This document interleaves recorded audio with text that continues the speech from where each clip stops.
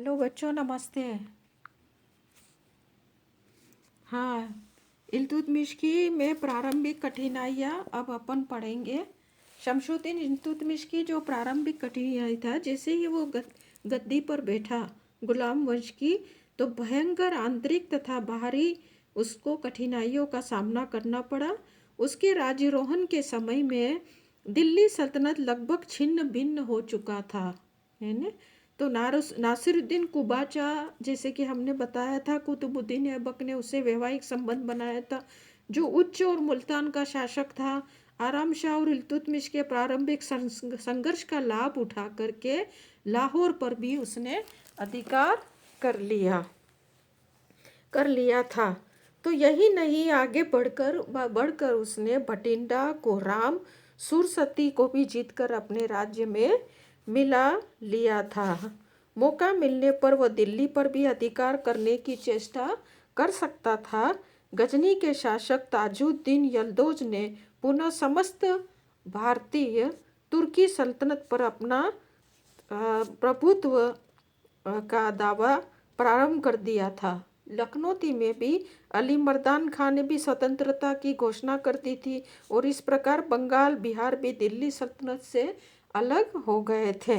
जालोर, रणथंभौर, बयाना, अजमेर, ग्वालियर राजपूत राज्यों ने भी, जिन्होंने मुइजुद्दीन और ऐबक के समय में तुर्की आधिपत्य कर अधिकार कर लिया था, पुनः ही वो स्वतंत्र होने की घोषणा कर दी थी और दिल्ली सल्तनत के आधिपत्य से मुक्त हो गए थे। इस प्रकार जब इल्तुतमिश गद्दी पर बैठा, तो दिल्ली सल्तनत का बहुत बड़ा भाग जो है उसके आधिपत्य से मुक्त हो चुका था। दिल्ली का आधिपत्य से मुक्त हो चुका था। दिल्ली तथा बदायूं और उसके आसपास का भी कुछ भाग ही उसके अधिकार में रह गया था। किसके अधिकार में?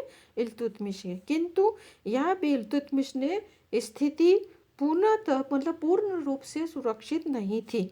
दिल्ली में भी अभी अनेक तुर्की सरदार मौजूद थे जो उसको अपना शासक मानने को तैयार नहीं थे। उसको गद्दी से हटाने के लिए षड्यंत्र रच रहे थे।